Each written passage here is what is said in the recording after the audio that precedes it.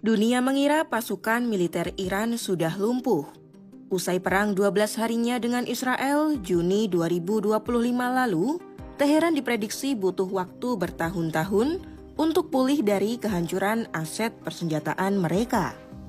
Tapi kenyataannya mereka justru bangkit lebih cepat dari reruntuhan. Di bawah bayang-bayang ancaman serangan dari Donald Trump, Iran justru menunjukkan keajaiban militer yang membuat Pentagon was-was. Apa yang terjadi? Simak selengkapnya dalam video berikut.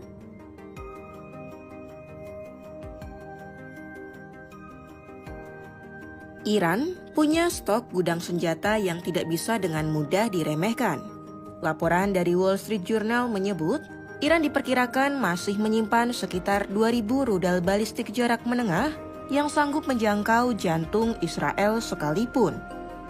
Belum lagi ribuan rudal jarak pendek yang bisa mencapai pangkalan AS di Teluk dan kapal-kapalnya di Selat Hormuz. Jangan salah, Iran juga masih punya persediaan rudal jelajah anti kapal hingga drone dengan berbagai jenis yang dapat mengincar kapal-kapal AS di perairan Timur Tengah. Saat perang bulan Juni 2025 lalu, Israel mengeklaim telah menghancurkan 70% peluncur rudal Iran. Tapi kenyataannya, Teheran berjalan satu langkah lebih jenius dari Tel Aviv. Alih-alih meratapi kehilangan peluncur canggih, mereka justru melakukan produksi besar-besaran desain peluncur yang lebih sederhana. Dengan biaya yang murah dan mudah disembunyikan dari jangkauan mata-mata manapun, kekuatan tempur mereka bisa pulih dalam waktu yang singkat. Bagi Teheran, perang 12 hari dengan Israel bukanlah sebuah kekalahan, melainkan ajang latihan tempur paling berharga untuk menghadapi perang sesungguhnya di kemudian hari. Mereka mendalami dan mempelajari bagaimana cara kerja sistem pertahanan udara yang diklaim tercanggih di dunia milik Amerika Serikat. Dengan mengubah pola serangan dan penyebaran target geografis, Iran mengandalkan kuantitas proyektil. Jadi taktik Iran telah berubah. Sebanyak apapun rudal pencegat yang dimiliki sistem Patriot atau THAAD, mereka tetap kewalahan jika dihujani ratusan proyektil sekaligus dalam satu waktu serangan. Dalam sumber yang sama, Benham Bentaleblu, seorang direktur senior program Iran, menyebut kekuatan misil Iran yang tangguh membuktikan negara itu masih bisa mematikan lawan.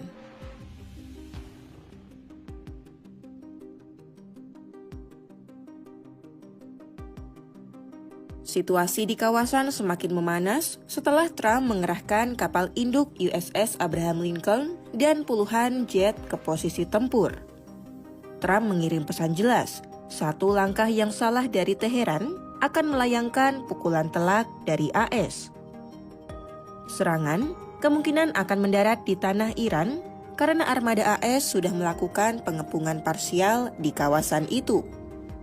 Tapi meski posisi siap tempur sudah matang, AS juga punya titik lemah.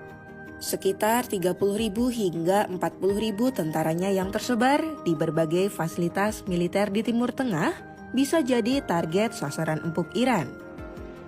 Karena hampir semua pangkalan berada dalam jangkauan tembak, rudal dan drone Teheran yang mematikan. Menteri Luar Negeri AS Marco Rubio pada Rabu 28 Januari menekankan, jangkauan itulah yang mengancam kehadiran pasukannya di kawasan Timur Tengah. Belum lagi Iran dibackingi oleh sekutu-sekutu seperti Irak dan Lebanon yang kemungkinan besar ikut campur dalam serangan melawan AS. Sehingga AS memaksa pasukannya untuk menguatkan postur pertahanan. We have to have enough force and power in the region just on a baseline to defend against that possibility.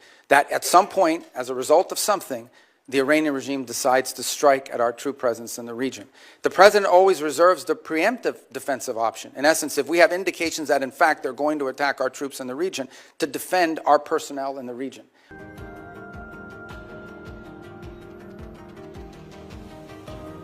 Kewaswasan juga muncul menghantui militer AS. meski sistem pertahanan AS dan sekutunya Israel mampu mencegat 86% rudal pada konflik sebelumnya, satu krisis mulai mengintai. Stok amunisi pencegat Washington dinilai sudah mulai menipis. Rudal pencegat yang mahal dan sulit diproduksi dengan cepat tidak banyak digenggam pasukan Trump. Jika Iran terus menghujani rudal, siapa yang kehabisan napas duluan? Sudah jelas jawabannya. Dari sinilah para analis pun memperingatkan, jika AS melancarkan serangan, maka perang bukan lagi milik dua negara.